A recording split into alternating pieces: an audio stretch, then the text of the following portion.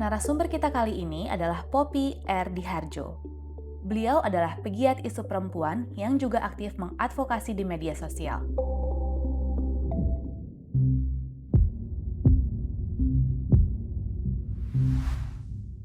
Kamu tahu nggak bedanya antara perkawinan dengan pernikahan?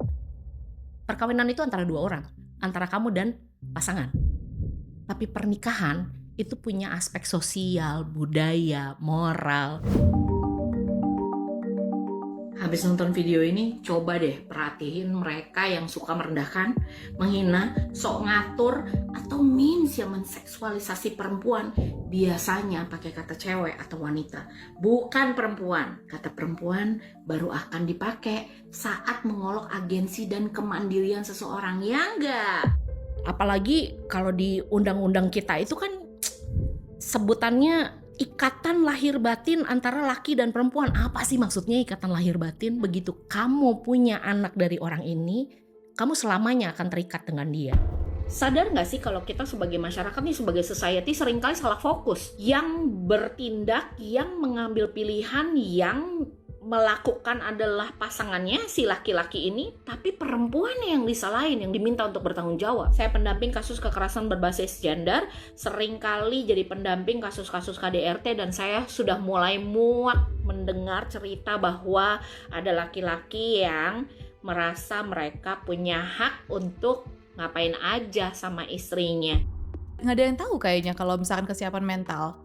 Betul. Yang kelihatan kesiapan finansial doang. Namun yang pasti, perempuan bisa menggugat tanpa izin. Hard truth-nya adalah semua perempuan menikah akan menjadi janda pada waktunya. Hai, welcome to Mom's Corner. Kak Poppy Diharjo, aktivis dan pegiat isu perempuan. Hai Kak. Hai. Oke, mungkin sebelum aku bertanya soal topik kita hari ini, bukan bertanya ya, hari ini kita mau full belajar gitu, karena aku di sini mewakilkan para ibu-ibu di luar sana yang memang buta hukum dan kita ingin belajar mengenai hak-hak kita. Tapi aku mau tahu banget apa sih yang membuat Kak Poppy itu bisa berada di posisi sekarang ini, bisa sangat vokal mengenai isu-isu yang dialami perempuan. Mungkin pertama adalah mungkin yang follow aku tahu ya, kalau aku adalah penyintas. Aku penyintas KDRT I'm so dari sorry. it's okay. Aku penyintas KDRT. Di tahun 2015 mantan suamiku pergi begitu saja.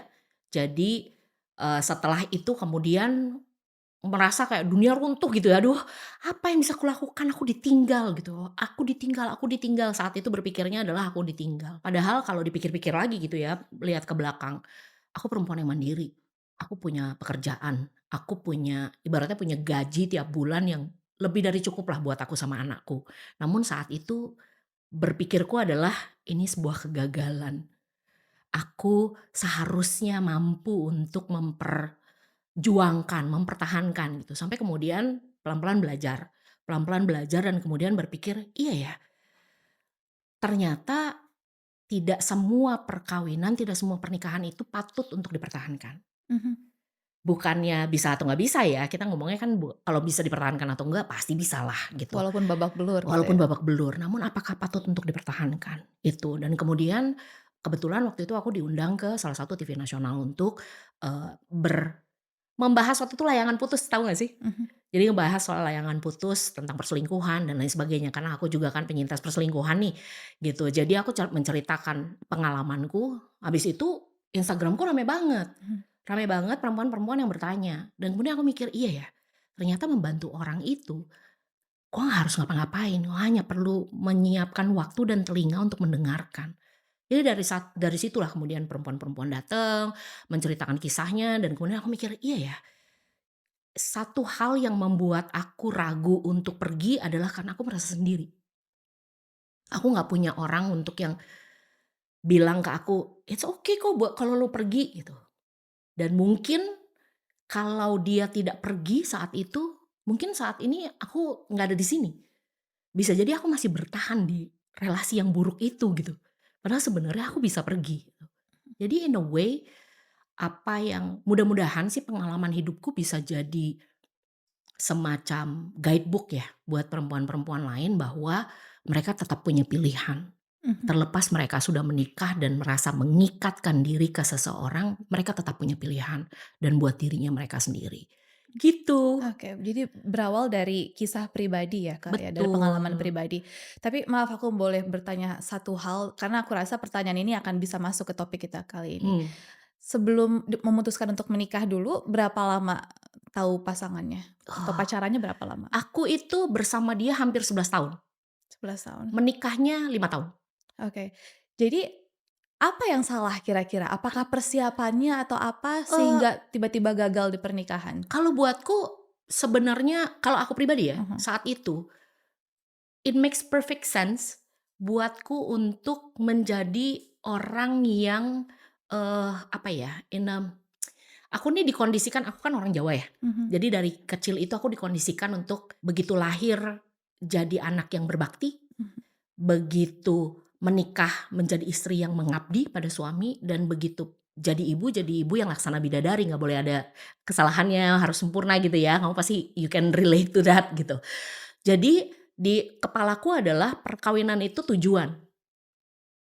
Aku menikah, setelah menikah punya anak gitu. Jadi sebenarnya motivasi aku untuk menikah pun udah salah sebenarnya gitu. Kalau menurut aku ya, aku lagi ngomongin aku ya, aku nggak ngomongin yang lain gitu. Aku motivasinya lebih tujuanku menikah dan punya anak. Padahal sebenarnya kan it's not that. mhm, Tujuannya adalah lo ingin bahagia sebetulnya. Bahagia is tujuan gitu. Bukan bahagia itu dan bisa dari mana aja sebenarnya, nggak harus mhm, dengan kamu menikah dan kamu punya anak gitu. Tapi saat itu tuh aku berpikirnya dengan aku pacaran sama kamu sekian lama, aku seharusnya gitu ya, seharusnya kita menikah. Setelah kita menikah lalu kita punya anak gitu. mhm, Jadi masih pemikiran yang kayak gitu, yang udah ada polanya. Begitu punya anak nanti mau tambah lagi atau enggak gitu. That's it. Terus habis itu ngurusin anak-anak, ya udah selesai. mhm, Padahal sebenarnya it's not that easy kan. iya, Jadi buatku bukan persiapannya yang kurang, namun apa ya, bukan persiapan apa-apanya ya mhm, gitu, tapi the holistic persiapan itu yang nggak ada. mhm, Bukan malah kurang ya, buatku malah nggak ada. Seolah-olah tuh semua bisa berjalan begitu saja. mhm, Karena kita pacaran udah sekian tahun, seharusnya gitu. mhm, Jadi kita nggak mikir kalau kita perlu nyiapin sampai sejauh mhm. apa gitu. Menurut Tapi aku sih gitu. tapi ternyata pernikahan butuh persiapan yang Correct, sangat-sangat banyak gitu. betul, Apalagi kan kita meningkatkan diri kepada suatu pernikahan secara agama betul, dan secara hukum juga. mhm. Nah, sekarang di sini kita mau belajar nih, sebenarnya persiapan apa sih yang harus kita lakukan? Sebagai perempuan dulu Hah, deh, sebelum pasangan ini memilih untuk menikah. gini, satu ya, eee, mungkin tadi juga aku sempat ngobrolan sama temenku, aku bilang, "Kamu tahu nggak bedanya antara perkawinan dengan pernikahan?" Pernah nggak dengar orang membedakan antara perkawinan dengan pernikahan? Belum? Belum ya? Jadi kalau kami di anak-anak hukum gitu ya, Ya. kita melihat perkawinan itu adalah sebuah formal, institusi yang diinstitusikan gitu ya, ada Mhm. institusi perkawinan gitu ya.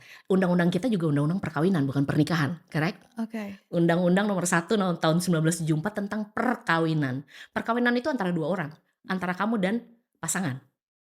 Tapi pernikahan itu punya aspek sosial, budaya, moral, yang dimana begitu kamu menikah dan punya anak, ada keluarga, ada kerabat, ada segala macam di dalam pernikahan kamu.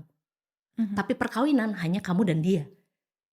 So it's two person, that's the different gitu. Padahal sebenarnya orang Indonesia kan seringnya mengarahkan perkawinan ke arah yang lebih seksual gitu. Ibaratnya, oh kalau kawin gini, kalau nikah ya ada suratnya gitu ya. Aku malah juga berpikirnya kayak gitu tadi. Right? Padahal enggak gitu, perkawinan tuh ya it's formal, Oke. antara 2 orang. Mhm, Makanya ada undang-undang perkawinan, tapi dari perkawinan itu kemudian dari pernikahan, dalam pernikahan ada mhm, keluarga, mhm, ada kerabat, ada anak-anak.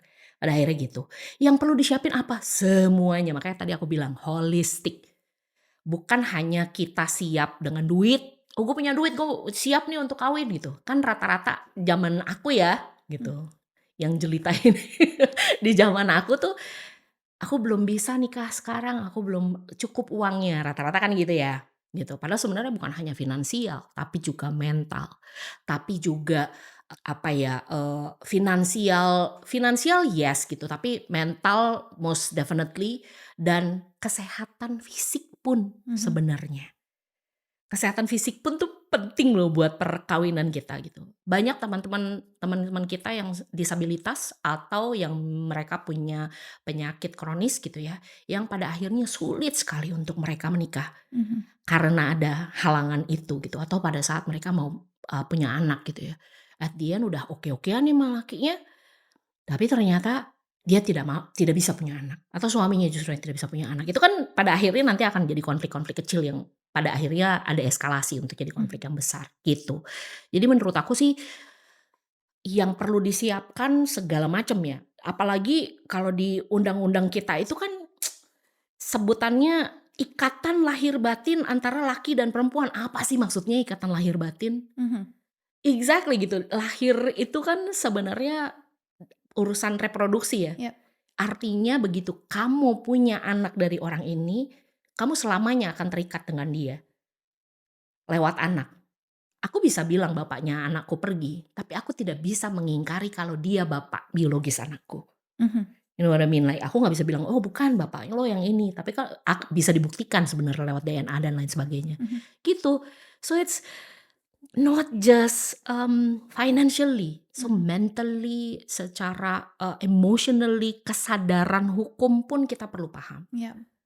Karena setiap kontrak gitu ya, kamu juga pasti sering lah ada kontrak kerja gitu ya, pasti ada klausul di mana ada force majeure-nya, Mhm. ada kalau ada konflik bagaimana, plus pengakhiran kontrak seperti apa. It's the same thing Mhm. dengan perkawinan. Itu kan Iya. kontrak sebenarnya. Terkadang mungkin kenapa orang-orang bilang, belum siap nikah nih uangnya belum kekumpul karena yang kelihatan cuma uang aja dulu, finansial aja dulu. Betul, Kesiapan mental dan segala macam kan nggak kelihatan. betul, Sebenarnya kita masing-masing merasakan. betul. Gimana caranya kita udah tahu nih, oh kita tuh sebenarnya siap, pasangan kita udah siap. Hmm, Nggak ada yang tahu kayaknya kalau misalkan kesiapan mental. betul. Yang kelihatan kesiapan finansial doang. Belum lagi, bagaimana relasi kita dengan, orang tua kita ya. Mhm. Misalnya seperti apa sih relasi kamu sama ibu bapakmu dan relasi pasanganmu dengan ibu bapaknya? Mhm. Apakah nanti pada saat kalian sudah mengikatkan diri, apakah akan ada campur tangan dari Mhm. mereka yang pada akhirnya membuat ada riak-riak nih yang bikin, "Hah, kok sekarang jadi gelombang nih, kita Mhm. tergulung gelombang karena bukan kitanya yang Mhm. berantem, orang tua kita yang berantem." Itu kan juga makanya aku bilang pernikahan itu ada aspek sosial dan moralnya juga. Moral di mana, eee, seperti banyak teman-teman kita di luar sana yang, "Istri kamu kok belum berhijab?" Orang tuanya, that's a moral thing kayak misalnya, "Istri kamu kan udah punya anak sekarang nggak mau diem aja di rumah." That's a moral thing yang dianggap sebagai, kalau seorang istri seharusnya, kalau Mhm. seorang suami seharusnya gitu kan, ada tekanan-tekanan sosial juga di situ. That's why Mhm. pernikahan is different dan perkawinan. Mhm. Oke, tadi Kak Pop bilang kan semuanya ada di undang-undang gitu kan. Mmm, Apalagi kita berada di negara hukum, mmm, semuanya pasti ada dasar hukumnya. mmm. Kalau kita belajar tentang pranikah, apa Mmm. yang harus kita persiapkan yang memang akan dilindungi hukum? Kamu tahu nggak kalau di Undang-Undang Nomor 1 Tahun Mhm. 1974 Undang-Undang Perkawinan, ada pasal 29 yang membahas soal persetujuan bersama. Mmm. Gak banyak orang Indonesia yang tahu. Jadi di persetujuan bersama itu seperti prenuptial. Oke.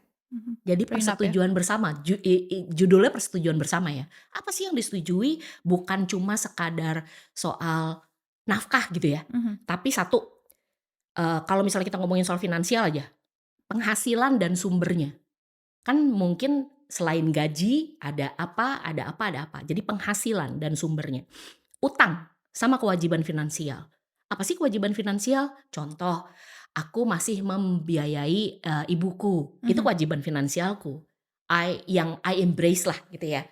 Gue sih nggak harus sebenarnya, tapi aku ingin membantu ibuku, aku ingin membantu adikku, aku ingin membantu kakakku misalnya gitu ya. Ada kewajiban finansial. Gaya pengelolaannya juga. Gimana sih gue ngelola? Are you a spender? Are you a saver? Atau lo modelnya yang apa nih gitu? Yang frugal atau yang ugal-ugalan gitu? Mhm. Kita nggak pernah tahu, kita perlu paham itu dari pasangan kita. Atau nilai dan prinsip untuk finansial. Misalnya nih, prinsipku adalah kita harus punya dana darurat. Darurat itu bukan berarti gue punya kartu kredit yang bisa gue pakai, tapi bener-bener yang dana darurat yang memang gue alihkan harus ada. Nggak peduli gimana caranya, pokoknya gue harus masukin misalnya. Atau gua mau mengutamakan sedekah. kita harus keluarkan buat sedekah pokoknya setiap bulan misalnya. Dan berikutnya rencana keuangan. Mhm. Rencana keuangan tuh kayak gimana sih? Misalnya, oke dalam sebulan ini apa yang harus keluar, kontrakan kek, listrik kek, apa kek, itu kan udah must have ya, it's a hygiene. Terus apalagi? Oh entertainment, kita buat jajan keluar, Mhm. nonton, nonton konser, apalah-apalah segala macam, itu kan rencana ya, perencanaan perlu dilakukan. Ini kan dan ini kan ada 2 orang ya. Jadi pada saat kita membahas soal persetujuan bersama ini, persetujuan bersama ini kita ngebahas juga sampai ke yang modelannya anak. Anak ini kita bahasnya apakah mau punya anak atau enggak, bukan hanya itu. Kapan, berapa, Mhm. siapa yang akan jadi default parent. Default parent itu yang pertama kali akan ditelepon kalau anak sakit, kalau anak jatuh misalnya, atau kalau anak kejeduk gitu ya, terus ngamuk-ngamuk atau anak tantrum, siapa yang pertama kali akan ditelepon? Itu kan default parent gitu artinya. Sampai kayak gitu Mhm. sebenarnya. Namun banyak teman-teman perempuan di luar sana, nggak cuma perempuan sih ya, banyak ya teman-teman kita di luar sana yang berpikir bahwa, nanti kita bisa diskusiin setelah kita nikah. Ah. Padahal sebenarnya sebelum nikah tuh udah perlu dibahas. Itu prenup kan semuanya? Prenup semua udah. Prenups? Ah, Iya. oke. Tapi memang kalau persetujuan bersama ini yang dibahas di pasal 29 di Undang-Undang Nomor 1 Tahun 74 ini berhubungan dengan finansial kebanyakan. Oke. Mengapa? Apalagi kalau misalnya perempuan sebelum menikah dia udah punya rumah, apa segala macam gitu ya.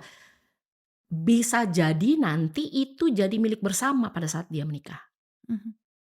Apalagi kalau misalnya setelah menikah ternyata, oh gue bisa beli, toko misalnya, aku bisa punya toko, aku bisa buka ini, bisa itu udah bukan milik kamu sendiri, itu milik suamimu. Mhm. Terlepas namamu ada di akte. Mhm. So, bayangin ya, lah terus udah gitu lo diselingkuhin, terus udah Mhm. gitu mau gue ceraiin, dia dapat setengahnya harta gue, gitu ya. Kayak apa tuh? Nah, jarang teman-teman perempuan yang berpikir sampai ke sana. Mhm. Karena dengan berpikir sampai ke sana artinya mereka merasa, "Kok gue udah Memikirkan mikir jelek aja ya. sih, kayak gue bakalan cerai sama suami gue bakalan iniin gue," gitu ya. Mikirnya tuh kayak gitu. Padahal itu satu hal yang hard truth-nya Mhm. adalah semua perempuan menikah akan menjadi janda pada waktunya, Mhm. kecuali dia mati duluan gitu. As simple as that. Mhm. Tapi banyak yang denial gitu, masih denial, "Enggak, tapi suamiku baik." Iya, tapi suamimu akan hidup selamanya enggak? Kan enggak. Mhm. So that's one of the reason mengapa perempuan perlu berdaya, perlu paham haknya, perlu paham apa yang bisa dia, dapatkan pada saat dan apa yang bisa hilang dari dia pada saat dia mengikatkan diri dengan seseorang, Mhm. gitu. Ya, jadi selain persiapan yang tadi kita sudah bicarakan sebelumnya, Mhm. perjanjian pranikah pun juga memang harus dipertimbangkan ya? Betul, Mhm. banget. Kalau bisa, apa ya, diskusikan sama pasangan gitu ya. Mhm. Diskusikan sama pasangan bukan dalam artian kita harus siap-siap kalau misalnya kita cerai, bukan Mhm. itu. Namun kita perlu pastikan bahwa kita berdua punya kesadaran mengenai apa yang menjadi hak kita. Kan sebenarnya itu, gitu.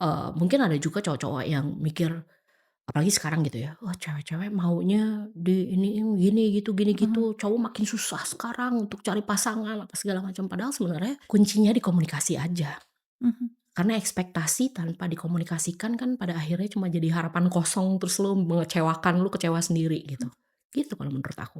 Ya mungkin ada juga beberapa yang berpikir kalau bikin perjanjian pranikah, terus lebih menguntungkan laki-laki, nanti yang rugi perempuannya gitu. Persis. Prenuptial itu adalah melindungi harta kalian berdua, bukan hanya harta dia tapi hartamu. Jika kamu memilih untuk tidak bekerja, jika kamu memilih untuk tidak berdaya, jika kamu memilih untuk tidak memampukan dirimu Mhm. untuk berdiri sendiri, pada akhirnya kamu dilepaskan atau melepaskan, kamu perlu paham konsekuensinya. Konsekuensinya kamu ada kontrak itu loh, pranikah. Mhm. Kamu mau bilang, "Niki jahat banget, kok aku padahal kan aku adalah gini gini gini." It doesn't matter sayangku, udah ada kontraknya. Kamu mau banding sampai manapun, it is what it is. Tapi bisa diperbaiki nggak pada saat kita sudah menikah gitu ya? Kan itu pranikah. Mhm. Kalau udah nikah terus kemudian, kayak kita perlu revisi deh, Bisa. bisa. Oh, oke. Atau misalnya kita belum bikin nih, Kita belum bikin terus udah nikah terus kita mikir, kamu kan punya duit lebih banyak dari aku ya sayang. Kalau misalnya ada yang terjadi dengan bisnisku, kemudian bangkrut, nanti harta kamu ikut ketarik misalnya dengan kebangkrutanku. Mari kita bikin perjanjian yuk, bisa juga. Mhm. Postnuptial namanya. Jadi ada Oke. prenuptial, ada postnuptial. Postnuptial ya kalau sudah menikah ya. Mhm. Setelah itu mungkin ada pergerakan dalam harta atau misalnya tiba-tiba kamu dapat warisan 50 M misalnya.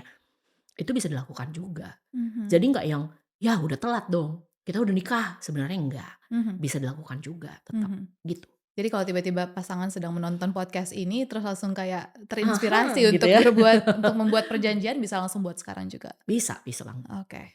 Nah, tadi pranikah. Sekarang kalau misalnya wanita sudah menikah, Hmm. kan statusnya berubah juga dong. Bukan cuma soal relasi pribadi tapi juga status hukum yang baru. Hmm. Apa sih yang sebenarnya terjadi secara hukum saat seorang perempuan menikah dan apa saja perubahan status atau tanggung jawabnya? Secara hukum sih, kalau tahu nggak? Kalau di Indonesia itu tadinya ya, Mhm. perempuan itu dianggap tidak cakap hukum dan nggak bisa bikin perjanjian. Jadi kayak misalnya kontrak nih, kamu ada kontrak kerja. Dulu itu perempuan dianggap di KUH Perdata gitu ya, di kitab Undang-Undang Hukum Perdata. Perempuan dianggap tidak cakap jika dia sudah bersuami. Harus ngikutin apa yang suaminya. Jadi kalau misalnya kamu ada kontrak kerja, suamimu yang tanda tangan, bukan kamu. Kamu dianggap tidak cakap Dulu. tadinya. Oke. Jadi kebayang ya mengapa masih banyak perempuan yang berpikir bahwa mereka harus menggantungkan hidupnya ke suaminya. Karena dulu di Indonesia kayak gitu. Gitu. Kita dibiasakan untuk yang urusan perbankan aja, kalau nggak salah baru tahun 80-an perempuan bisa punya rekening sendiri di Indonesia. Wow. Jadi kebayang ya, maksudnya perempuan dulu mikirnya, ibu kita mikirnya ya laki-laki yang harus nafkahin, laki-laki, karena kita nggak bisa tuh punya rekening, kita nggak bisa bikin perjanjian kontrak kerja apa segala macam, harus ada suami gitu. Yang berubah udah pasti status hukumnya secara administrasi. Mhm. Kalau di KTP tadinya belum kawin jadi kawin gitu Ya. ya. Yang kedua, yang tadi aku bilang, istilah hukumnya itu rejim harta bersama. Begitu kamu menikah, harta yang kamu dapatkan setelah menikah adalah harta bersama. Mhm. Jadi makanya perlu paham. Yang ketiga, tanggung jawab anak dan rumah tangga. Nih ya, menariknya nih ya di Undang-Undang Perkawinan di pasal 31, hak dan kedudukan suami istri itu sama di pasal satunya. Mhm. Di pasal 31 ayat 1. Namun di ayat 3-nya disebutkan, suami kepala keluarga, istri ibu rumah tangga. Bingung nggak? Hukum kita aja membingungkan. Mhm. Terus di pasal 34 lebih parah lagi. Suami melindungi istri dan memberikan segala sesuatu kebutuhan, sementara istri atur urusan rumah tangga sebaik-baiknya. Berarti harus di rumah aja. Exactly. Kan itu yang jadi. Namun ingat, ini dibikinnya tahun 74. Oke. Tapi nggak banyak yang orang yang berpikir, hah, masih relate nggak sih seperti hidup saat ini? Seperti kenyataannya saat ini kan enggak. Namun mengapa undang-undang perkawinan ini pada akhirnya yang direvisi hanya usia perkawinan saja, karena itu yang paling urgent. Tadinya usia perkawinan 16 tahun, kebayang nggak? Umur 16 tahun udah bisa menikah. Sekarang? 19 tahun. Padahal sebenarnya ya, ada satu pasal juga yang menyebutkan bahwa untuk kamu menikah tanpa izin orang tua, itu kamu harus 21 tahun dulu. Jadi undang-undang di Indonesia aja udah bikin bingung. Ya. Aku dulu tuh sebelum aku kuliah lagi gitu ya, ambil hukum, aku tuh ngerasa, gue sering banget digocek hukum gitu, kayak yang, hah, kok ada aja hukum kayak gini, oh ada kayak gini gitu. Begitu belajar hukum lagi malah lebih pusing lagi. Astaga, gini banget hukum kita gitu. Jadi terus ya yang keempat ya, hak dan kewajiban moral atau sosial. Kayak apa sih yang berubah hak atau kewajiban moral atau sosial itu? Contoh, kalau suami pindah, misalnya pindah kota atau pindah negara, istri biasanya diboyong, right? Istri ikut. Sering banget gitu, kita lebih sering mendengar perempuan ikut suami dibanding suaminya ikut istri, right? Yang kedua, ekspektasi sosial. Begitu yang, "Oh nanti kalau udah punya istri, istrimu gini. Nanti kamu kalau udah jadi istri, istrimu gitu." Itu perubahan yang faktanya terjadi di lapangan. Terus setelah itu di nomor 5 ada, cash pro, kesehatan reproduksi sama hak ketubuhan. Aha. Tapi sebelum nikah kan kita udah bisa ini ya, kamu mau punya anak berapa? Mhm. Kamu siapnya berapa?" Misalnya, "Aku pengen anakku 12." Iya pengen, tapi kan yang melahirkan Iya, perempuannya. betul. "Kamu siapnya berapa?" Gitu. Begitu udah yang satu siapnya 2, yang satu maunya 12, ya mungkin cari 6 istri yang lain Mhm. untuk bisa 2 2 2 2 jadi 12 gitu. Balik lagi ke komunikasi tadi itu Correct. ya? Komunikasi tentang ekspektasi masing-masing. Oke. Jadi sebenarnya kalau ada konflik atau ada sesuatu yang pada akhirnya menyebabkan berkepanjangan gitu, biasanya adalah karena ada ekspektasi yang tidak dikomunikasikan yang berakhir jadi harapan doang nih, Mhm. gitu. Rencana kan bisa jadi wacana ya pada akhirnya, "Oh ayo kita rencana," wacana mulu loh gitu pada akhirnya gitu. Sama seperti, ekspektasi kita. Biasanya relasi itu, berakhir karena ada ekspektasi yang kita rasa tidak terpenuhi dari pasangan kita. Bagaimana cara kita mengakhirinya itu yang membedakannya. Ada Mhm. orang yang mengakhiri dengan bercerai, ada orang yang mengakhiri dengan pergi begitu saja seperti mantan suamiku, Mhm. gitu. But that's a choice, right? Mhm. Sebenarnya kamu bisa mengakhiri perkawinan ini dengan menceraikanku. Namun ada juga orang-orang yang memang, udah gue tinggalin aja entar juga dia yang nyerain gue," gitu. Mhm. Karena gue nggak mau repot, gue cabut aja gitu. Makanya ada istilah cerai gantung. Kamu ditinggalkan, namun kamu tidak diceraikan secara, apa namanya, secara hukum. Iya. Jadi kamu ibaratnya kalau di Islam ya, kan begitu aku bilang, "Aku ceraikan kamu," tuh sudah talak Iya. satu. "Aku ceraikan kamu," kamu udah talak 2. "Aku ceraikan kamu, bismillah, aku ceraikan kamu," tuh udah talak 3, kamu udah nggak bisa balik lagi ibaratnya. Kalaupun balik lagi kamu harus menikah dulu. Mhm. S Setelah itu baru bisa balik lagi, menikah dulu dengan orang lain gitu.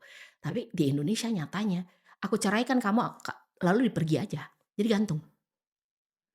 Itu namanya judulnya cerai gantung tuh kayak gitu. Jadi Kalau gue cerai cuma gantung dihukum kita belum bisa ngapa-ngapain? sebenarnya bisa ngapa-ngapain kan perempuannya bisa menggugat sebetulnya. Ah.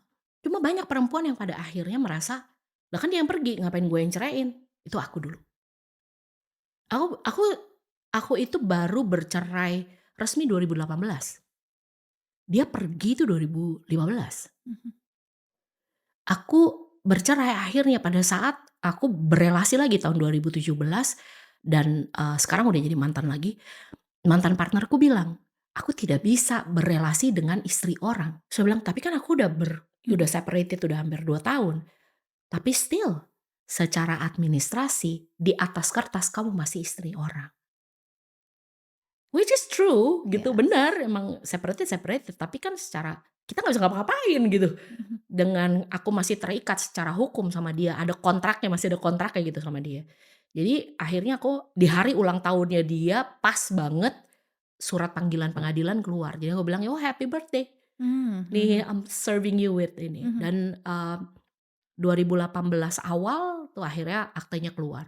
Oke. Karena aku mikirnya kayak gitu, "Lah Iya. kan lu yang pergi, lu yang ninggalin gue, lu yang mau menyelesaikan perkawinan ini, ya lu aja sana yang ngurusin Kok jadi cerainya. gue yang repot Iya gitu? kenapa jadi gue yang repot, gue yang ngurusin, gue keluar duit, apa Mhm. segala macam," gitu kan. Iya. Nah Mhm. banyak banget perempuan yang mikir kayak gitu. Mhm. Padahal sebenarnya ini kan ibaratnya buku ya, ini buku hidupmu, kamu bisa tutup, kamu bisa ambil buku yang baru.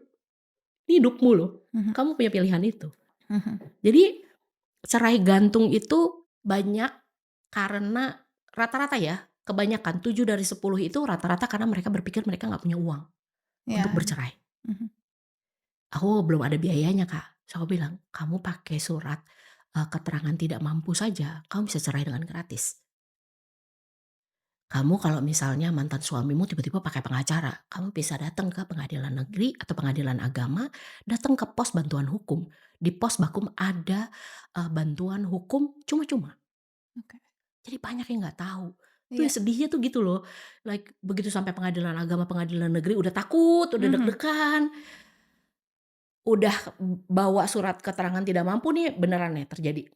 Terus ditolak sama yang, apa namanya, pendaftarannya dengan alasan, "Nanti lebih susah Bu, anak-anak nggak bisa ikut Ibu." Kebayang nggak? ditakut-takutin kayak gitu. Terus aku ya, "Kak, gak bisa daftarin gugatan, katanya bayar aja supaya nanti anak-anak bisa sama saya."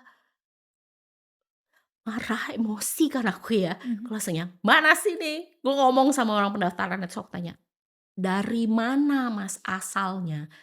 Lo ngomong kalau lo bayar cerai, terus nanti anak-anaknya, hak asuh anak-anaknya bisa ke dia. Dari mana itu aturannya?" Mhm. "Oh enggak Bu, saya cuma ini aja." Udah akhirnya bisa cerai. Oke. Dan itu benar-benar yang cuma satu kali sidang doang. Satu kali sidang, sidang kedua dia bawa saksi, langsung ketok palu di situ. Wow.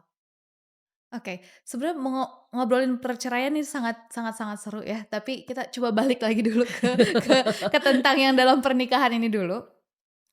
Tadi kan kita udah berbicara soal ketika, wanita menikah udah statusnya beda lagi. Hmm, Tadi kita mau balik mengenai tanggung jawabnya dulu.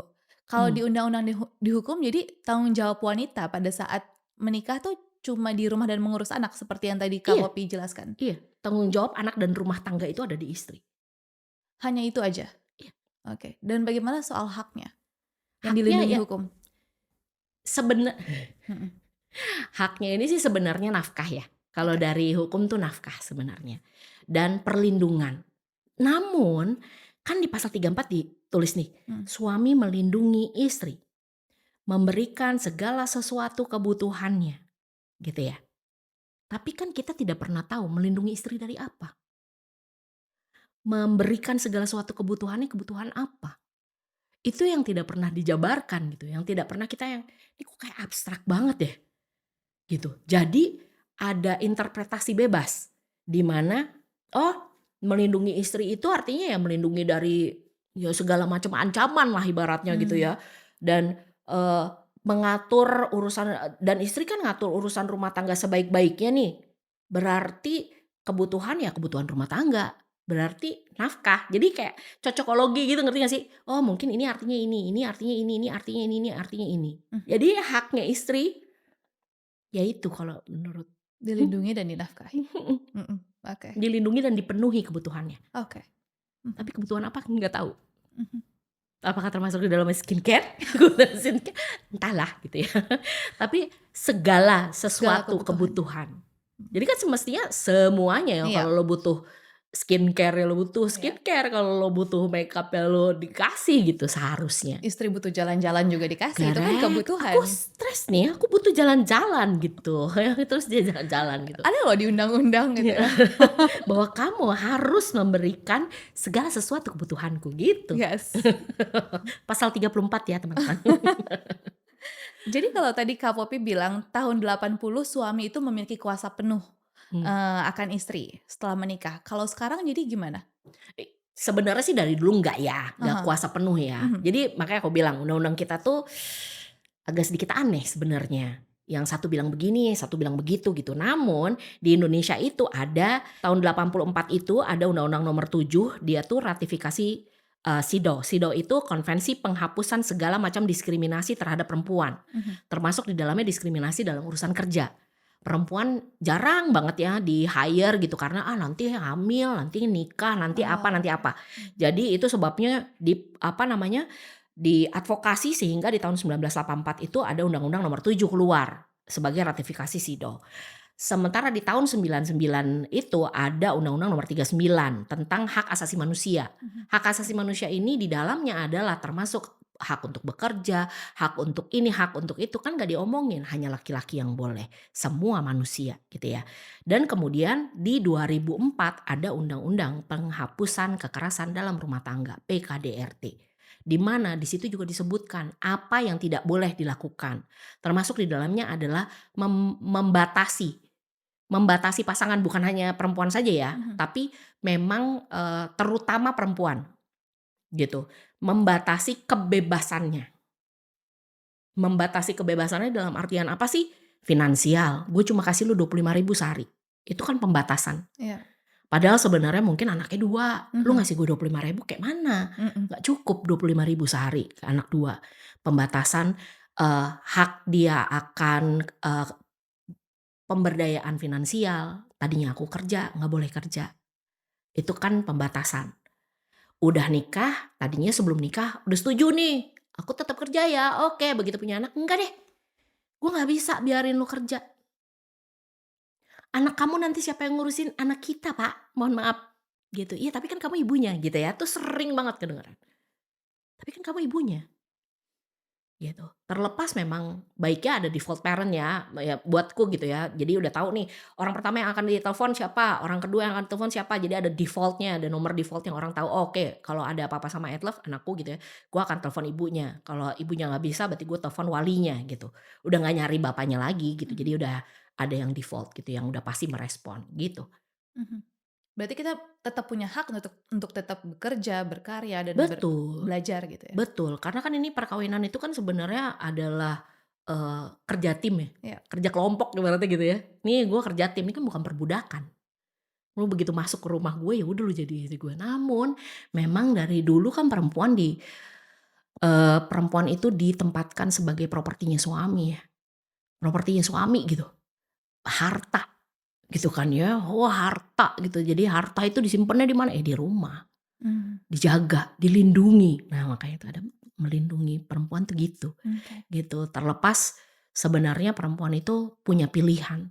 Namun seringkali perempuan itu tidak diinformasikan pilihan apa saja yang mereka punya, Mhm, itu. Sehingga rasanya, "Kok gini banget ya hidup gue?" Padahal sebenarnya kamu punya pilihan, gitu. mhm. Lalu setelah punya anak, Mmm, statusnya kan berubah lagi kan? mmm, Dari seorang istri jadi seorang ibu. mmm. Apa yang dilindungi hukum mengenai, hak-hak si ibu tersebut? Mungkin mengenai pengasuhan, pendidikan, atau kesehatan anak-anaknya? Jadi sebenarnya, eee, kedua orang tua kan bertanggung jawab ya terhadap pengasuhan, pendidikan, kesehatan. Mhm, Namun haknya bisa hilang jika, kan gitu, ada jika, apalagi kalau, kasusnya perceraian gitu ya. Di Indonesia itu, jika anak berusia di bawah 12 tahun, udah pasti ke ibunya, udah hampir pasti ke ibunya. Kecuali jika ibunya di penjara, jadi fisiknya kan nggak bisa ngurusin anaknya. Atau ibunya pemadat, atau pergi begitu saja, atau terbukti melakukan kekerasan ke anaknya, dia bisa kehilangan haknya. Atau dalam kondisi tertentu dianggap tidak mampu. mhm, Tapi bukan berarti dia kehilangan haknya dia sebagai ibu ke anaknya. mhm, Dia kehilangan hak asuhnya saja. Apakah artinya dia nggak berhak untuk ketemu anaknya? Enggak. Dia kehilangan hak asuh saja. Begitu juga dengan mantan suamiku gitu ya. Hak asuh ada di aku. Apakah artinya dia tidak punya hak untuk datang bertemu anaknya? Enggak. Tapi jika dia tidak lakukan itu, ya itu pilihannya dia. oke. Gitu. Jadi kedua orang tua sebetulnya sama. Yang membedakan hanya jika pada saat mereka bercerai. Ada salah satu yang akan punya hak asuh.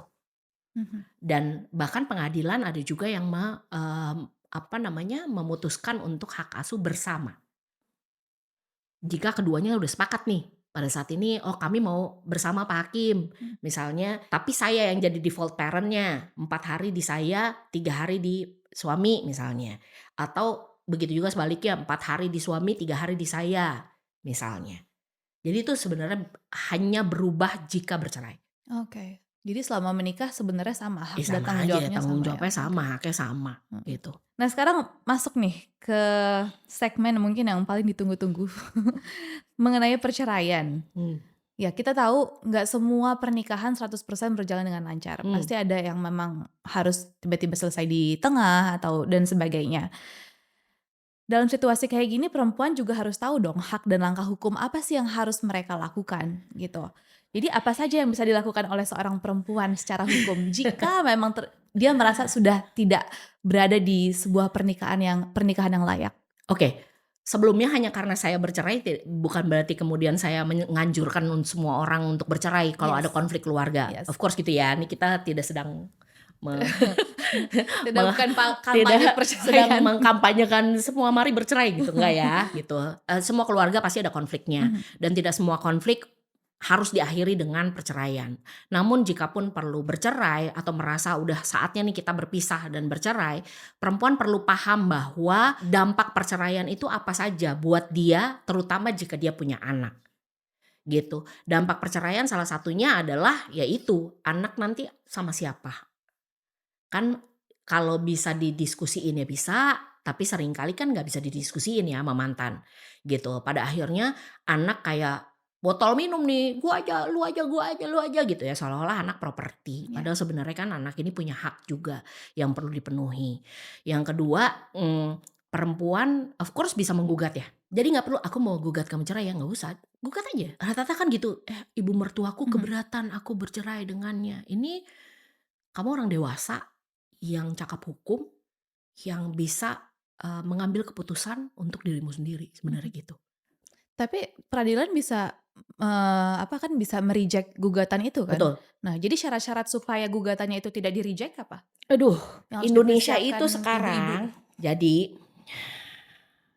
baru kemarin nih emosi dengerin. Jadi Indonesia itu sekarang kan katanya angka perceraian lagi tinggi. Dari angka perceraian selama tahun 2023 sampai 2024, 80%-nya itu yang menggugat perempuan. Alasannya apa sih? Nomor satu itu adalah perselisihan yang terus-menerus. Konflik yang terus-menerus nih. Yang kedua urusan ekonomi. Yang ketiga adalah salah satu meninggalkan. Yang keempat KDRT. Yang kelima adalah nafza. Jadi either alkohol atau drugs gitu ya. Karena salah satunya. Itu 5 yang terbesar di Indonesia. 80%-nya perempuan yang menggugat. Dan kemudian datanglah nih surat edaran Mahkamah Agung tahun 2022 pada saat lagi tinggi-tingginya di atas 500.000 angka perceraian di Indonesia. Disebutkan, dalam upaya mempertahankan suatu perkawinan dan memenuhi prinsip mempersukar perceraian, Mhm. maka perkara perceraian dengan alasan perselisihan dan pertengkaran yang terus-menerus dapat dikabulkan jika terbukti suami atau istri berselisih dan bertengkar atau telah berpisah tempat tinggal selama minimal 6 bulan. Bayang ya? Mhm. Jadi niat sih ya, niat mempersulit perceraian. Terus kami-kami ini kan yang, "Hah? Terus yang KDRT kayak mana?" Mhm. Mesti nunggu tuh sampai mati dulu mungkin gitu ya. Dalam 6 bulan kalau dia masih hidup, kalau nggak hidup kayak mana gitu.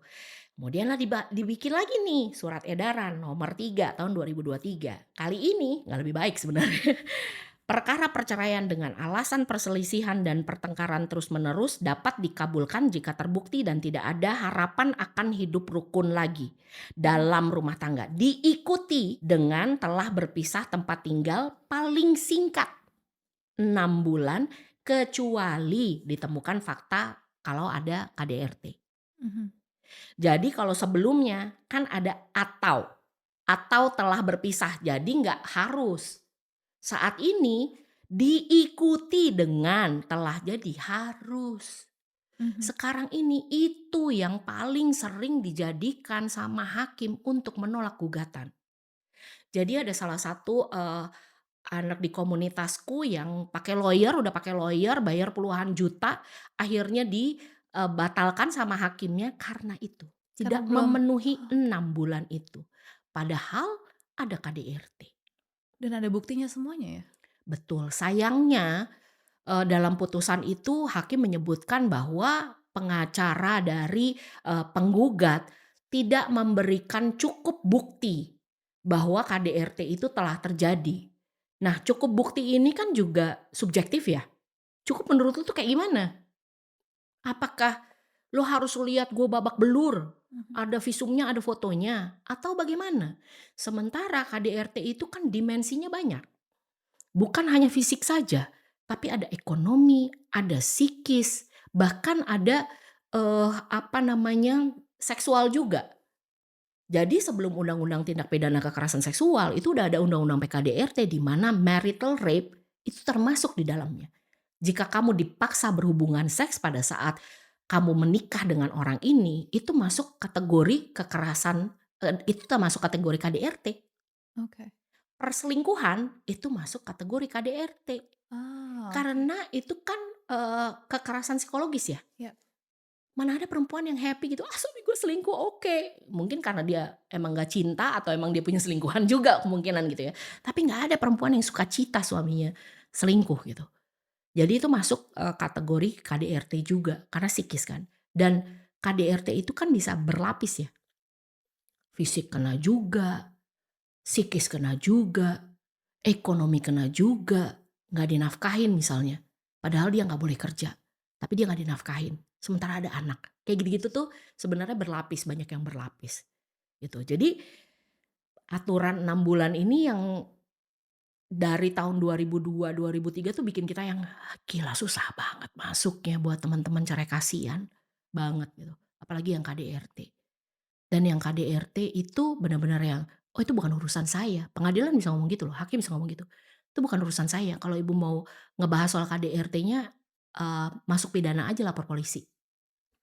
Terus heartbreaking tiap kali masuk ke pengadilan perceraian ya. Mhm. Jadi itu sebabnya salah satu yang perlu disiapkan sama perempuan adalah mental. Mhm. Itu nomor satu. Bahkan sebelum memasuki perkawinan. Karena akan ada potensi konflik, akan ada potensi bahkan bercerai. Are you ready for that? Hoping for the best of course, tapi you need to expect the worst, no? Gitu. Kita perlu menyiapkan diri. Pada saat aku akhirnya mantan suamiku pergi itu aja, aku pikir aku sudah punya cukup bekal ya untuk gue ini, gue ini, gue ini. Ambiar juga, karena tidak ada perpisahan yang mudah gitu. Mhm. Apapun alasannya, tidak ada perpisahan yang mudah gitu buat semua orang gitu. Either ada keluarga yang jangan cerai sayang kasihan anakmu misalnya gitu ya. Atau ada intervensi teman-teman, lu yakin lu mau jadi janda misalnya. Atau apapun gitu alasannya. Tapi it's never easy. Dan unfortunately negara ini juga tidak membuatnya lebih mudah. Kita dipersulit untuk Mhm. bercerai. Gitu. Jadi kayak ya sedih banget sih jadi Mhm. orang udah yang jadi korban KDRT terus mau ceraiin aja susah setengah mati. Harus nunggu 6 bulan dulu. Bahkan terakhir aku menyarankan dia keluar dari rumahnya dengan bersama anak-anaknya dari rumahnya dia. Karena mantan suaminya tidak mau keluar, nggak mau cerai. Jadi dia yang keluar. Padahal itu rumahnya dia. Bayang nggak? Hanya supaya dia bisa menggugat cerai. Mhm. So it's sad gitu. In a way, it's really sad gitu Mhm. buatku. Kalau gugatan perceraian sangat berbelit-belit seperti itu, Hmm. ketika seorang perempuan mengalami KDRT, what should they do? Buatku itu sebabnya kita ada namanya pendamping. Mhm. Aku adalah salah satu pendamping kasus kekerasan berbasis gender. Tapi lebih spesifik ke domestic violence atau KDRT. Pendamping ini tugasnya sebenarnya untuk paham nih kebutuhan kamu apa. Jadi bisa aja sebenarnya kamu butuhnya hanya, gue butuh dikuatkan mentalku. Karena saat ini lagi down banget misalnya gitu ya. Atau aku butuh supaya aku butuh soalnya mantan suamiku nih pakai pengacara misalnya. Jadi aku bisa sambungkan. Jadi aku nih tergabung aku punya komunitas perempuan namanya Perempuan Tanpa Stigma, dan Perempuan Tanpa Stigma ini tergabung dalam koalisi masyarakat sipil anti kekerasan berbasis gender. Jadi kita punya jejaring seluruh Indonesia. Mhm. Jadi misalnya ada datang ke aku, "Kak, aku mau cerai tapi aku dipersulit bla bla bla bla bla." Kamu di mana? Usiamu berapa? Misalnya. Kenapa usia ini penting? Karena aku pengen tahu nih, jika dia masih usia anak, banyak loh yang perkawinannya itu di usia anak. Mhm. Karena misalnya hamil di luar pernikahan gitu ya, dia hamil gitu ya, terus dia dinikahkan sama pacarnya dan lain sebagainya gitu ya. Itu kan orang tua perlu terlibat sebenarnya gitu ya. Kita tuh berusaha supaya orang tuanya ikut terlibat. Kayak gitu-gitulah. Kita tuh bisa cepat tuh dengan punya pendamping ini bisa bantu kamu setidaknya kamu jadi paham prosesnya kayak gimana sih? Apa sih yang dibutuhkan? Mhm. Aku bahkan kasih teman-teman perempuan gitu, mereka bisa, konsultasi gratis ke aku. Kalau kamu korban KDRT, kamu pengen tahu gimana caranya keluar, kamu bisa hubungin kamu bisa, aku ngobrolan sama kamu, Wow. nanti kamu bisa tanya ke aku apa aja, gitu. Jadi mereka paling nggak siap nih, oke kalau gue mau cerai gini, kalau gue mau ngomong ke keluarganya gini, kalau misalnya bisa gue laporin ke polisi gini, gitu. Oh, jadi sebagai kayak the first support system untuk mereka-mereka yang Correct, membutuhkan. correct. Mhm. Karena satu, banyak juga perempuan yang nggak sadar Iya. bahwa yang terjadi ke mereka itu adalah kekerasan atau KDRT. Mhm. Kan kita mikirnya banyak orang yang berpikir kan lu nggak digebukin, Yes. atau seenggaknya dia masih pulang, misalnya gitu ya. Iya. Banyak banget yang which sedih banget gitu, lu nungguin sampai gue dipukulin dulu baru gue dianggap korban KDRT, kan nggak gitu konsepnya gitu ya. Masih banyak yang berpikirnya kayak gitu. Jadi bahkan sampai ke peradilan pun hakim banyak juga yang kayak gitu. Iya. Yang kayak gitu-gitu tuh tidak seharusnya terjadi sebenarnya di peradilan. Jadi banyak yang buat kita yang nggak humanis kalau dalam bahasa hukum gitu ya. Pendekatannya tuh nggak humanis. Di mana dianggapnya ini cuma yang lu pengen mutusin kontrak, ngerti gak sih? Tapi tidak ada hubungan relasi antar dua manusia yang melibatkan emosi di situ, yang melibatkan energi di situ kan. Gue datang ke pengadilan aja tuh pakai ongkos loh Pak. Gue datang ke situ aja tuh gue butuh yang menyiapkan diri gue dengan pertanyaan kalau ketemu sama mantan suami dan lain sebagainya. Aku mantanku itu sudah hampir 2020, 2018, dari 2018 nggak pernah ketemu anaknya, nggak pernah hubungin anaknya dari 2018 sejak kami benar-benar bercerai, gitu. Nelfon anaknya nggak pernah, nanya kabar anaknya nggak pernah. But the dampak kekerasan yang dia lakukan ke aku 2020 dia pernah tiba-tiba nongol depan rumah. Itu aku gemetarannya bisa sampai gini, takut he's going to do something gitu, tinggal sih. Dan bayangin loh orang-orang ini mungkin lebih parah dari aku kasus KDRT-nya. Aku aja tuh bisa yang deg-degan gitu. Takut gak Poppy? Sebenarnya gak takut, tapi kayak badanmu ngerti gak sih bereaksi sendiri gitu loh gitu. The trauma that you got. Iya, like unconsciously, like depan kamar waktu itu kan lagi pandemi kan. Aku tuh alasannya cuma yang we're not supposed to meet. You know, lu dari mana gue nggak tahu gitu. Lu ini enggak, gue pakai ini kok, gue pengen ketemu anak gue kangen apa segala macam itu. Itu benar-benar yang masih gemetar aku. So imagine kalau perempuan lain yang mungkin digebukin gitu ya, mungkin fisik gitu ke DRT-nya dan harus ketemu di sidang dan hakimnya modelnya kayak gitu. Kayak apa coba?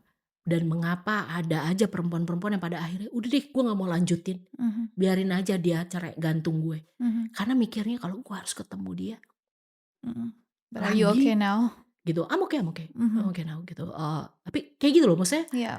Kebayang kalau misalnya mereka harus ngelihat lagi nih manusia di pengadilan, terus hakimnya berpihak sama orang ini hanya karena yang Bu bisa diomongin kali Bu.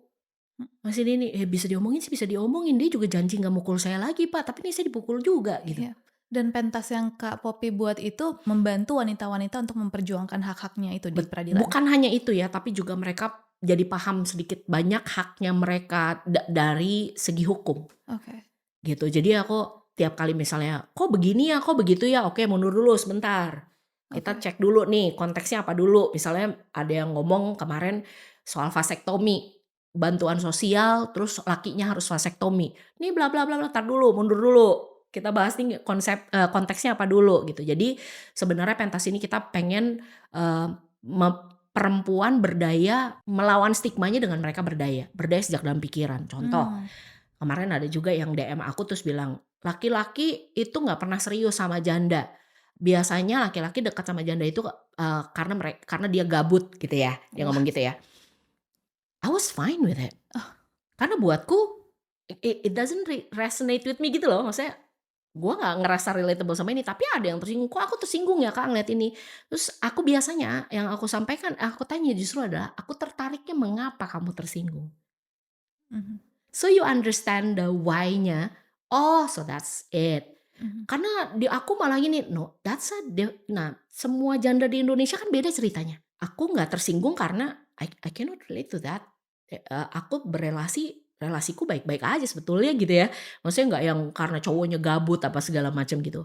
Mungkin orang yang nulis itu pengalaman pribadinya seperti itu. Tapi bukan berarti kemudian jadi generalisasi semuanya seperti itu kan, enggak. Gitu. Jadi in a way tiap kali ada, dulu suka emosi gitu ya ngomongin soal janda. Tapi sekarang mikir, sebentar, ini konteksnya apa dulu? Dan mengapa orang tersinggung?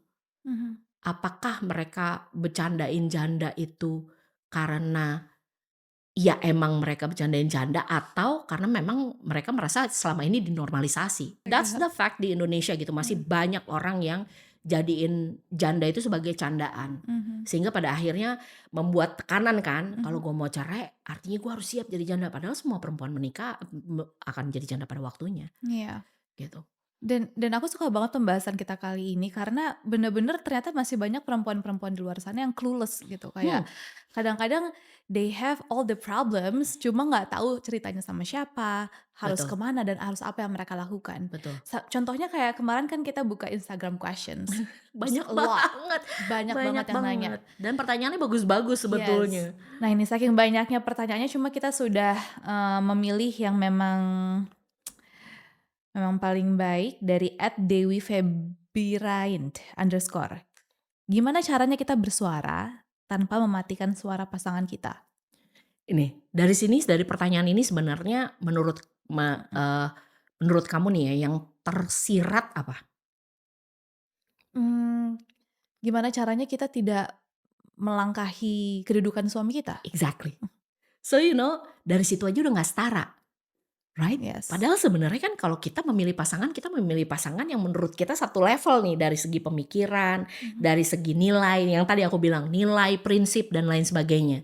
Sehingga kita nggak perlu tuh nanya gimana ya caranya kita bersuara tapi tanpa mematikan suaranya dia. Why? Kan ini diskusi. Kan ini kerja kelompok, kan ini perkawinan. Dia adalah orang yang kamu percaya untuk mengikatkan diri seumur hidup. Kan niatnya kita kan seumur hidup ya, pada saat kita menikah gitu. Kita sekali untuk selamanya, harapannya begitu gitu. Pada saat kamu ke orang yang kayak gitu aja kamu bahkan harus mikirin gimana caranya supaya gak matiin suaranya dia. Artinya selama ini kamu didengarkan gak? Mematikan suaranya dia itu kan masuk kategori kalau misalnya ini ya, silent treatment misalnya. Silent treatment itu juga bentuk kekerasan loh. Kamu kan mengabaikan pasanganmu, mengabaikan keberadaannya dia, kamu diemin. Itu bentuk KDRT loh teman-teman. Perempuan nih, hati-hati gitu ya. Atau dia ngomong terus yang suaminya mendengarkan untuk bereaksi. Bukan mendengarkan untuk memahami. Karena itu dua hal yang berbeda. Gue dengerin nih kamu ngomong nih. Tapi supaya gue bisa jawab. Padahal sebenarnya paham gak where I'm coming from gitu. Dan biasanya yang datang ke aku nih dengan masalah komunikasi. Biasanya tidak mampu menyampaikan dengan asertif. Sehingga pasangannya nganggapnya dia being aggressive. Contoh. Capek nih suami nyampe rumah gitu ya. Main game dulu, misalnya ya. Gue udah mumet nih seharian meeting ini itu sampai rumah main game. Istrinya berharap lu sampai rumah sayang dulu kek, sapa anak dulu kek, peluk-peluk anak dulu kek, apa kek lu langsung main game aja gitu ya. Kemudian nyampe ini adalah kamu bisa gak sih sampai rumah gak langsung main game? Rata-rata jawabannya laki-laki apa? Mungkin kalau laki-laki di sini, apaan sih lo? Right? Namun jika kamu sampaikan, biasanya tuh jawab gitu, like apaan sih lo? Apaan sih gitu. Namun jika kamu menyampaikannya dengan aku approach, bukan kamu approach. Kalau kamu kan, kamu kenapa sih gini. Tapi aku berharap, aku pengen deh. Aku pengen kalau kamu pulang. Ini soalnya kalau aku melihat kamu langsung main game, aku merasa terabaikan. Sayangku, bisakah mungkin besok aku pengen lihat kamu gini-gini. So you tell them what you need. Kamu sampaikan apa yang kamu butuhkan. Bukan apa yang kamu pikir dia tidak lakukan. You know what I mean? Yeah. Padahal gue mungkin ya gue kagak ngerti lu maunya gitu. Gue cuma lagi pusing, nanti bisa jadi berantem tuh. Cuma gara-gara bisa gak sih gak main game mulu begitu sampai rumah. Apaan sih lo? Gitu. Itu biasanya refleks. Jadi defensif. Namun pada saat duduk sebelahnya, sayangku, aku ngelihat kamu main game kayak gini, aku jadi merasa diabaikan deh. Tell them how you feel. Menyuarakan. Bukan mendiskreditkan atau merendahkan pasangan. Dan itu bisa terjadi ke keduanya ya. Bukan hanya perempuan ke laki-laki, laki-laki ke perempuan juga. Kamu bisa gak sih kalau misalnya pulang tuh kayak langsung gini, bisa gak ya gitu? Kan tuh kamu yang di highlight tuh adalah kamunya. Seolah-olah kita ada sesuatu yang salah gitu yang sudah kita lakukan. Padahal mungkin yang kamu butuhkan apa? Mhm. Kamu butuh dia angkat anakmu karena kamu lagi sakit perut, kamu mau ke toilet misalnya. Tapi yang kamu serang adalah, "Itu handphonenya bisa ditaruh dulu nggak sih? Anaknya tuh gini," gitu. Iya. Alih-alih kamu ngomong, "Aku mau ke toilet, boleh anaknya diangkat dulu ya, aku mau ke toilet. Udah nggak kuat nih pengen pengen ke toilet," gitu. Kan lebih direct gitu, Mhm. daripada malah kita ngomel gitu untuk hal yang lain yang sebenarnya malah bikin jadi konfliknya jadi malah membesar gitu. Mhm. Gitu. Jadi bersuara, eee, pahami intensimu pada saat bersuara. Apakah menyampaikan concern kamu? Apakah menyampaikan pendapatmu? Apakah, kamu ingin menawarkan, solusi misalnya ke dia atau apa? Setelah itu dengarkan responnya, kasih jeda, kamu ngomong misalnya, "Aku begini begini begini begini." Lalu diam dulu aja, kasih jeda untuk dia memahami kamu. Kalau misalnya dia reaktif gitu, ini yang aku lakukan dengan mantan pasanganku ya, kita punya safe word. Mhm. Safe word ini karena kami LDR waktu itu ya. Jadi the high are very high, the lows are very lows. Dan bahasa Inggris is not my first language gitu. His first language adalah bahasa Inggris. Jadi kadang capek kan, lu mau berantem aja lu mesti mikir dulu bahasa Inggrisnya apaan gitu. Mhm. Gue kayak pengen marah pakai bahasa Indonesia. Nah aku biasanya sampaikan ke dia, let me just talk in bahasa Indonesia, nanti gue jelasin ke lu. Karena sekarang di kepala gue nih isi bahasa Indonesia, oke. Dan aku ngomong dulu pakai bahasa Indonesia, gitu ya. Nah itu oke, dia akan diam tuh. Sampai kemudian, jadi gini. Dan kemudian aku jelaskan dalam bahasa Inggris. Namun jika dia tidak punya kapasitas, atau dia ngerasa dia akan reaktif, dia akan bilang misalnya, Cleo gitu. Mhm. Artinya aku harus diam. Tapi kita bisa ngomongin yang lain. Tapi kita nggak bahas lagi soal apa yang lagi bikin aku kesel gitu. Namun yang ngucap Cleo harus memulai duluan. Kalau nanti dia sudah siap. Oke. Niki, aku sudah siap bahas soal yang ini kemarin. Mhm. Kamu udah tenang juga belum? Gitu. Oke, kita ngobrol gitu. Jadi agreement kita gitu. Whoever said the safe word harus jadi orang yang menginisiasi percakapan. Mhm. Jadi kita nggak yang sweep it under the rug, ya udah terus lupa besoknya. Enggak, kita harus balik lagi ke situ. Oke. Jadi that safe word itu yang membantu komunikasi kami jadi apa ya, jadi lebih efektif gitu. Iya. Plus it's a sign of respect. Mhm. Respect to your partner karena lu tahu nih partner lu nggak punya kapasitas untuk merespon dan lu respect yourself for not pushing your partner to respond the Mhm. way you want. Mhm. So it's a sign of respect ke diri kamu sendiri dan ke pasangan kamu. Itu deh. Works like a charm kalau buat aku. Iya.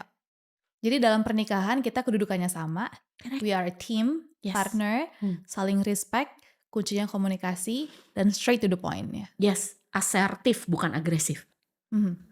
Oke. Jadi sampaikan apa yang kamu butuhkan. Jadi bukan menuntut ya. Ya. Tapi sampaikan kebutuhanmu. Oke. Kan semua relasi itu kalau buat aku ya, kita kan mendasari perkawinan kita dengan kasih ya. Jadi komunikasi pun sebenarnya perlu dilandasi dengan kasih. It needs to come from a place of love. Not spite, not hate gitu. Mhm. Tapi karena aku peduli, aku sampaikan ini ke kamu. Karena aku merasa, karena kamu penting untukku, aku merasa begini, aku merasa aku perlu sampaikan ini ke kamu. Gitu loh. Oke. Jadi perlu Mhm.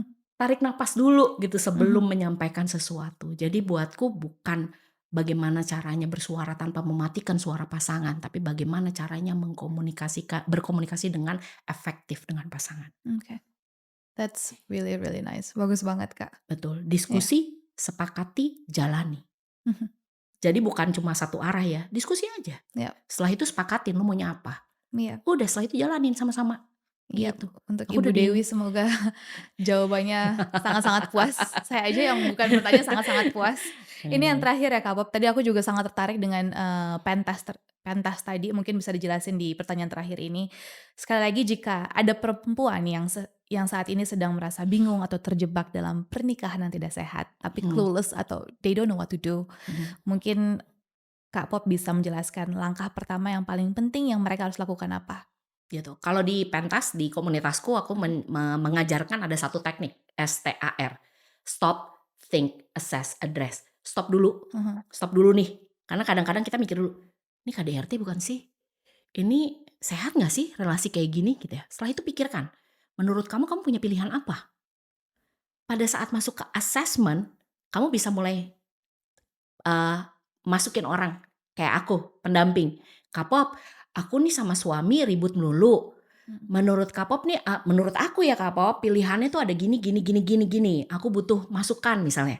Sehingga kamu bisa address dengan, eee, yang paling nyaman untukmu, yang paling siap kamu ambil, keputusan yang paling siap kamu ambil, gitu. Bisa jadi dia siapnya cuma yang, "Aku siap untuk cari duit dulu Kak Pop, ngumpulin duit dulu." Then go ahead. Aku siap, cari kerja dulu Kapok, go ahead. Jadi menyiapkan diri menuju bercerai pun tuh adalah satu langkah kamu untuk maju sebenarnya. You just keep moving forward gitu. Dan pentas itu, eee, kita punya tim pendamping. Jadi karena kan aku manusia belaka gitu ya, kadang juga nggak mampu gitu, banyak banget ya karena dalam satu hari itu aku bisa nerima 5 sampai 6 DM, ngebahas soal perceraian yang kalau dikumpulin setahun udah ribuan tuh. Wow. Jadi kebayang ya gitu dan itu sebabnya aku nulis juga, di mana di tulisan aku itu udah ada lah ininya, apa namanya, kisi-kisinya kira-kira apa yang perlu disiapkan. Jadi aku nggak perlu ngulang-ngulang lagi, "Kamu baca ini, kamu baca ini, kamu baca ini." Jadi kalau datang ke Instagram aku nggak ada foto aku, kamu akan lihat tulisan semua gitu dan tulisan itu rata-rata memang aku kasih buat teman-teman, kasih tips dan trik mereka mesti gimana. Kalau misalnya nggak yakin nih di daerah kamu misalnya apakah ada rumah aman, apakah ada LBH, bisa ke carilayanan.com. Kamu cuma tinggal taruh domisili kamu apa, kamu butuhnya apa, misalnya aku butuh bantuan hukum di, Yogyakarta, nanti akan keluar tulisnya. Itu dari kami di jejaring ya, di koalisi tuh anak-anak itu ngumpulin semua, kontak personnya siapa, kayak apa gitu, UPTD PPA yang di daerah kayak gimana, LBH yang di daerah ada apa aja gitu. Dan, bisa ke aku juga atau ke pentas. Jadi, kita punya WhatsApp grup di pentas dan di WhatsApp grup itu kita suka ini nih, suka angkat, "Lo lagi mau bahas apa?" Mhm. "Kak, aku lagi mau bahas ini dong, bla bla bla bla bla bla," gitu. Niatnya adalah ya itu, melawan stigma dengan berdaya, berdaya sejak dalam pikiran gitu. Jadi ibaratnya kamu bulletproof lah, orang mau ngomong apa tentang kamu, definisi kamu tentang diri kamu bukan itu, jadi kamu Yes. nggak peduli, lu jalan aja terus gitu. Dan nggak peduli dengan stigma yang ada di masyarakat. Correct, Mhm. karena kita itu kan sebenarnya stigma itu tetap ada pada saat kita kasih makan kan. Kita Iya, kasih makan terus dengan yang, "Ini mestinya nggak gini, mestinya kayak enggak." You tell, us your story and just stick to that story. Jadi pada saat orang ngomongin janda begini, janda begitu, tapi begitu udah di level pemerintah atau misalnya pejabat pemerintah yang ngomong, then we need to address it. mhm, Because that means kalau kalau leaders kita di negara ini aja udah berpikir seperti itu, udah bias gender, kita mah udah bahaya tuh, yes. gitu. Kita sebagai perempuan yang adalah kepala rumah tangga, which di Indonesia ada sekitar 17.000 perempuan kepala keluarga, bukan laki-laki, itu kan jadi terdampak juga dari statement-statement yang kayak gitu, Yes. Aku gitu. suka banget itu. Jadilah wanita yang berdaya sehingga tidak peduli dengan stigma-stigma yang Betul, ada ya. betul. That's really nice. And thank you so much for what you do with Sama-sama. Pentas and here. Thank you so Terima much. kasih, thank you for having me di sini. And see you guys next week.